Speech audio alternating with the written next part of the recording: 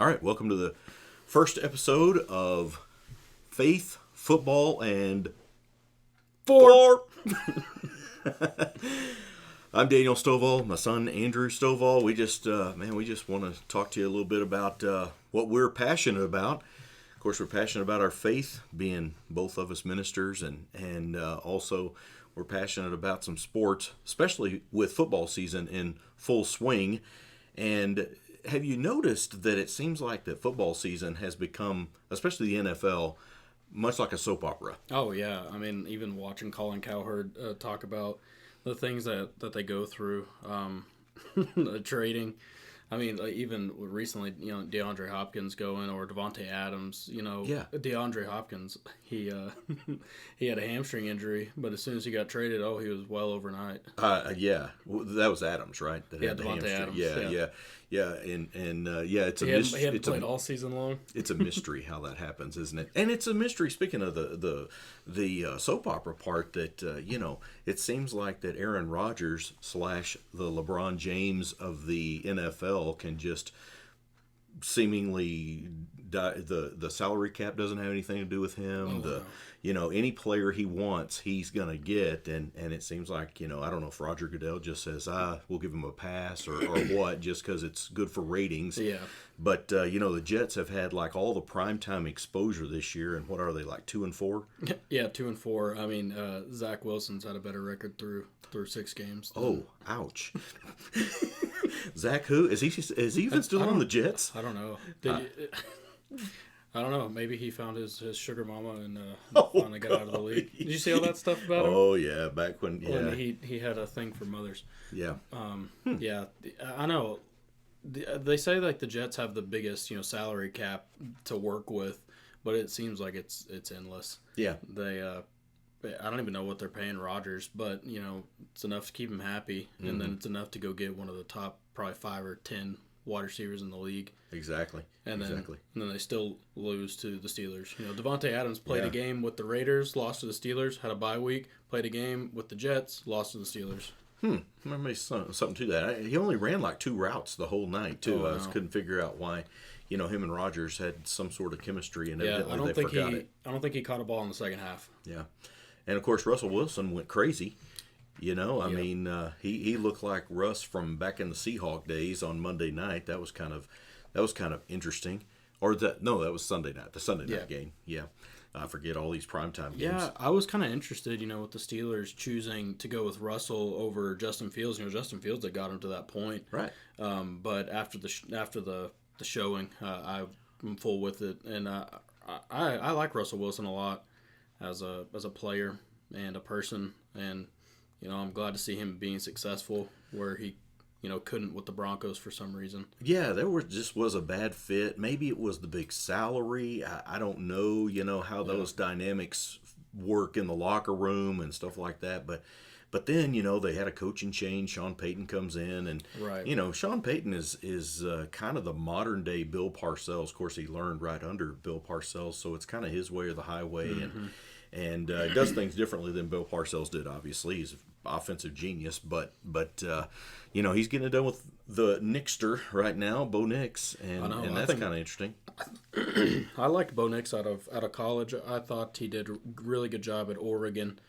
Really only Oregon, though, which is my drawback for him. He transferred, 2 times before he got to Oregon? I know he started in Auburn. And then I think he had one more before he went to... Maybe not, but... He's about a 28-year-old rookie. Yes. He stayed in college for a long time with the COVID year. Him and Stetson Bennett, yeah. Can we say the COVID years? It seems like that added 4 years to everybody's college or something. This is the first year where no player has a COVID year, or maybe there's only... No, Cam Rising is on his. And he's hurt for the end of the he's hurt for the remainder of the season. He might get another year of eligibility. Crazy. He seriously is going to be like 30 years old. Yeah. Graduating college. There in Utah. I mean, and like same thing with Stetson Bennett. Stetson Bennett won 2 national championships back to back. Right. And gets, he's a 7th round draft pick. I know. Because he's like 28 years old. Speaking of which, the Bulldogs kind of came into DK Memorial the other night and took it to the Longhorns pretty good. I know the Longhorns are pretty near and dear to our hearts, and I thought that was actually, if you're going to lose a game, Texas had to beat OU. Okay, Yep. took care of that. Yes, Check. I don't care if they lose every game the rest of the season. As long as they beat OU, I'm happy. Well, you sound like most Texas fans, but then there's Georgia, and Georgia comes in. They're the Mad Dogs, and Kirby Smart. I watched every bit of that game on my phone driving back from the thing the other night. And I don't know, the score doesn't do it justice. Georgia didn't, to me, just dominate the game. Right. They didn't win the turnover battle because they had 4 turnovers from Texas, 3 from Georgia, and it just happened to be that Texas's turnovers were all in Georgia positive territory. Right. They didn't give the defense much of a chance. They didn't, and the defense did great. They held them to 2 field goals. Where at halftime it should have been 28-0, and instead they held it to 23-0 to give the Longhorns a fighting chance, and they try to take advantage of it with a little bit of the refs' help. How about the Longhorns? How about the Longhorns fans turning into Texas Tech fans and throwing stuff all over the field and stuff? I don't know if I loved it or hated it because I hate to see people throwing trash onto the field. What a disgrace! But we got the outcome we wanted, so. What's going to happen? Now we've set a precedence. What's going to happen next time? Hopefully they don't blow a call like that. Man, if something like that happens in Lubbock, they're going to throw a lot more than tortillas on the field. I'm telling you that right now. The cowboy hats. Oh my goodness, boots, spurs. Oh, that's pretty stereotypical. I don't know, but yeah, I think what would you say if you were Sarkisian to the Longhorns now? They have Vanderbilt. Vanderbilt's good. I like their quarterback a lot. Yeah. I don't know. I think we've got to look more on the offensive side of the ball. To me, the defense did outstanding. Second half, holding Georgia's top offense in the country to 1 score, 1 score in the second half, and they were neck and neck second half. So you got to look at the offensive side of the ball. Maybe he's got to look at the himself. Offensive line. The line was a liability. Yeah. Quinn got messed up. I really thought they took him out for injury. Yeah. I think he needed the benching. Plastic man. Yeah, he's not. He needs to get some durability, and it could be freaky. Freaky things happen to people. It's a dangerous, violent game, and weird things can happen. It seems like a lot of weird things happen to him. I agree. I want to see him healthy. Me too. I'm hearing that he's not 100% still, and that scares me. Yeah. He's still throwing with a little bit of. He doesn't have quite the zip that he did, and the motion seems a little stressed, I guess. No. But yeah, I'm with you. The line needs to be challenged. Going into Vanderbilt, Vanderbilt's gotten really nothing to lose. They're on house money, but they're talented on offense. I think the defense will be challenged, but I think the offense needs to step up a little bit and get back on track. The running get back to game, playing complementary football. Yeah, right. Taking time off the clock, get the running game churning again. So that game being at Vandy is a little concerning, but we'll see how the Horns bounce back. That game on the SEC network, I think, this weekend. So I'll have to kind of search that one out a little bit. But yeah, and I think it's gonna be a tough challenge. I think the defense should be ready to take up the challenge, but I want to see the offense, really, showcase what it can do and has done in the past. And I want to see Ewers really operate it. Hopefully, he's taken this week pretty light to try and get as close to 100% as possible, because I don't want to be Sarkisian with that choice, because if you see your team struggling and it's because you're a quarterback and you're looking at Arch Manning. I know. And the fans are yelling for Arch all over the place. Oh, no. He gets a standing ovation every time he even looks at a football. Yeah. Yeah, he had a rough couple of series against Georgia as well. So, hey, the other big game, I think there's a couple more on the schedule, but kind of keeping the SEC. Is this Brent Venables? Last year at OU, he's got Ole Miss this week at Ole Miss. This is his second season? 3rd year, I believe, with OU now. And they're 4-3, man.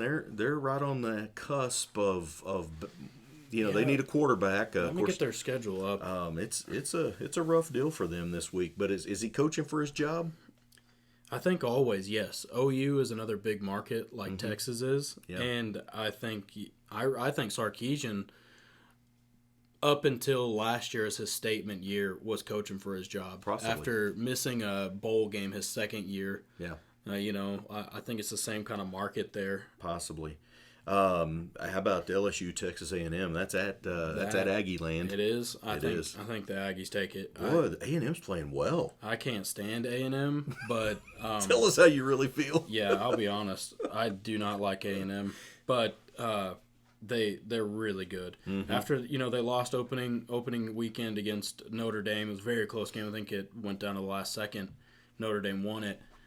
But we've seen Notre Dame fall back, whereas we've seen A&M really pick it up. And I think right now they're probably the best team in the SEC. They could be. I'm going to be 100% biased because I'm a Texas fan. I didn't like what I saw from Georgia. Yeah, I know. Carson Beck, I'm out. Yeah. This is one of those breaking news. I don't like him. He cannot hit his receiver on target. Yeah. His wide receivers have to continuously make good plays in order to keep him in the game. But Georgia, they're going to base everything out of the running game, and they're going to play kind of an old pro style offense on many occasions. So they don't necessarily, with their style of play, need a flashy quarterback. I mean, Right. Stetson Bennett won two for them. So Carson Beck, he needs to make about 3 throws a game.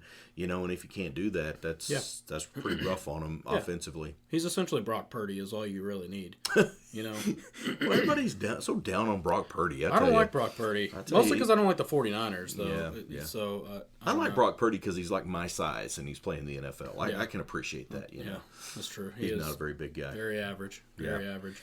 But Mr. Irrelevant, right? A couple more big games. Let's see. Ohio State has Nebraska. Nebraska reeling a little bit after a big loss last week. Ohio State, I think, rolling. They may be, they just hadn't really played anybody yet. But the meat of their schedule's coming up. They got Penn State and, of course, Michigan coming up later. Michigan will play them hard, you know that. And how about this? College game day for ESPN going to be at Indiana. For the Indiana-Washington game. That'll be the first time that college football game day has ever been on the Indiana campus for game day, because that's a big one. That's really cool. Indiana fighting up for a playoff spot. They look good, and they're playing Washington, which I still feel really terrible about Washington losing Kalen DeBoer. Yep. And then Kalen DeBoer not... Let's just say he's not Nick Saban. Where do you go with Alabama? Of course, Alabama was pretty patient with Saban when he first got there. Yeah. But man, you'd expect a little bit more out of Jalen Milroe in the offense, right? If you're DeBoer, or is it just too different? Maybe, I don't know. And we had talked about this before, but it's probably because Kalen DeBoer is an offensive guy, and Nick Saban was defense, wins you championships. Mm-hmm. So I think that's hurt their physicality on that end of the ball. Mainly their offense and defensive line, I think, suffers from that, is the physicality. Yeah. And that, the SEC is going to win you games week in and week out. The offensive and defensive lines, everything's kind of built around the big studs, For sure. And if you don't have them, it's going to be tough. And I think that's where the Ole Miss, the Kentuckys, the maybe even eventually the Vanderbilts, that's where they start weeding each other out. And that's where, A&M and LSU, we didn't really talk about that a whole lot, but, that A&M LSU rivalry has gotten pretty salty in recent years. No, I feel like A&M hasn't been in the SEC all that long. I think we're closer to 10 years now. But they really have built that rivalry up. Yeah, when they lost Texas, as a natural rivalry when, the whole split happened back in the day, then LSU, remember they had that overtime game that went like 5 or 6 overtimes? It was like 72-71, something like that. Yeah. Yes, it seemed like everything kind of has gone downhill from there with that rivalry. So it'll be an interesting game. Being, at the 12th man there in Aggie Land, it'll be it might make the difference. But it really could. Maybe A&M's finally found a quarterback. Yeah, he's been performing well. I cannot remember his name. I can't remember either. I've only seen him play briefly. Yeah, I only watch teams that I like. So, Homer. It's not true, but yeah, he's turned out to be pretty good. I like their coach a lot. Now, I will say that I do like their coach. Again, I can't remember his name. I can't either because he came out of nowhere. I don't even remember where he came from before. I don't either. He was an assistant under. Oh, no, they played their previous team, Notre Dame, right? Yeah, that's right. He was an assistant at Notre Dame, That's and right, he came and took the job. Very humble guy, and I appreciate that about a coach. You need that a little bit. I think so. Yeah. Speaking of humility, the Philadelphia Eagles, I know you're always humble about them. They got the Bengals this week. That'll be a good game, shouldn't it? It should be. I think at Cincy. Is it at Cincy? Mm-hmm. Yeah, that'll be a tough game. I think Joe Cool is. He's a deal. He really is. Yeah, he's got some great hair. Especially when it's not shaved and dyed. Well, I like it. I like the shaved and dyed personally. That's not my style. Of course, the Texans, they're coming off a big loss, but they got the Colts. They may heal up pretty good. Of course, man, the Cowboys and the 49ers. You're talking about two teams that really need a win badly. Yeah, I mean, and both teams are pretty dinged up. Nope. And Do it's they in have San any players Francisco. left? I'm thinking they've got the practice squad up. Yeah, the 49ers lost everybody. They have. They don't have much left of their wide receiver core. Brandon Ayuk out for the season. His maybe his career could be on the line. He tore MCL and ACL. Oh man. And Debo had pneumonia. Yeah, he was in the hospital. Yeah, a couple of days ago. I don't know if he's back. And then this is back to the Brock Purdy subject. This is to see what he's made of. Mm-hmm. Can he win without the weapons? Mm-hmm. And we haven't seen him do it yet, so I'd like to see that. And we really haven't seen anything from the Cowboys. I mean, they'll beat most of the teams they should beat. How they lost to the Saints second game of the year is a huge mystery. The Saints are back down to one of the worst teams in the league. But got the dynamics with the Eagles and everything else going on there. Is it really a Sirianni problem? I don't know. I think a little bit yes. And I kind of think after losing Jason Kelsey, they're kind of looking for an identity. Oh, yeah. And he might have been more of the heart and soul of that team than everybody realizes. I think so, too. At the start of the season, there was that thing that came out that Jalen Hurts said that he's ready to take over part of the offense that when he got there, they told him not to worry about. And I think he's taken that over, and he's become the leader and is stepping up into that. And there's going to be some growing pains there for sure. And, the Eagles have received a lot of hate this year, but they're 4-2. They are. They're top half of the league for sure. Sure will be interesting when Philly and Washington start playing each other, Dallas and Washington. Because Washington, what a surprise they are. But with his rib injury, I don't know. Oh, yeah. Ribs are something that really can irritate you the rest of the year. And as a quarterback, man, you're torquing. And he's a running quarterback. Mm-hmm. And we said that, too, because he's Lamar Jackson plus like 4 inches. Yeah. And he's scrawny. Lamar Jackson's beefed up now as his career's gotten longer. But, Jaden Daniels he's a stick. Yeah. And the play that he got hurt on, the guy kind of just fell on him. It wasn't brutal or anything. That's you just get wrapped up in those 280-pound guys. He wears those pads all in here, and he still gets rib injury. I'm going to be interested to see how that goes on. I really like the Washington football team this year. Are they one of the best teams in the league? I think the verdict's still out. I think they're too young. I think they've had one of the best starts in the league. I don't know if they're one of the best teams. Okay, who's the best team in the league? Best team in the league right now, Chiefs, and I don't think it's even close. And they stinking got DeAndre Hopkins. I know. You really think they're the best team in the league? You think they're better than the Lions? Yeah, I think they're better than the Lions because they're better coached. That's what I was going to say. They don't have a better roster. They do not have a better roster because Patrick Mahomes has been throwing the lawn chairs for the past 2 weeks. Yeah, but they catch the ball because again they're on target. Now, if you're dropping them, you don't need to be in the football league. Exactly. That's cool though. I mean, I think you're right on the money there. Andy Reid, and we can have this discussion in another session. But I think Andy Reid is the best coach in the NFL history. Yeah. You could go back to the Landrys and the Don Shula's and for the short space, Jimmy Johnson. Bill Cowher for the Steelers. You going back a generation or two there. We don't want to go all the way back to like Lombardi or anything like that. But in the modern age of football, the Belichick's and the Andy Reid's, give me Andy Reid. It's an offensive league. Yeah. Give me Andy Reid. He can figure it out, can't he? I think we're past the point, and that might be why Nick Saban retired. Yeah. Is offense is winning the football games now because and we saw this in the Eagles Super Bowl against the Chiefs, is the Eagles had an outstanding defense and there was nothing stopping the Chiefs at the goal line. Yeah. There's nothing. Yeah. Yeah, absolutely. He had 3-4 plays that he could run. Nobody had ever seen the corn dog play. I mean, yeah. That quarterback series really opened eyes, I think, to what they do. Mm-hmm. That's just so off the books, and it's amazing to see them, and that's why I think they're the best. And I absolutely love their defensive coordinator. Yeah, I like people that blitz. Yeah, And when it's timely. because Texas philosophy is we got a huge front four and we don't need to blitz, but that doesn't mean anything when you're still giving up 15-yard pass plays and they can't get there. Right. So okay, it's not working. Blitz. Get some heat on them. Yeah, that's right. Hey, speaking of heat, our last little part here talking about golf. There's not a whole lot to talk about, but the Zozo Championship's going on over in Japan, so we can watch it at night. Okay, so primetime golf. Basically, today is tomorrow. I think something like that. So it comes on tonight. About the time you're ready to just crawl into bed, you can go to sleep to golf or whatever you do. But last night I was watching Xander Schauffele. By the way, this guy is going to have won 2 majors this year and not get Player of the Year. Wow. So think about that for a second. He won 2 majors, the British and the PGA Championship, and he's not going to get Player of the Year because Scotty Scheffler's year.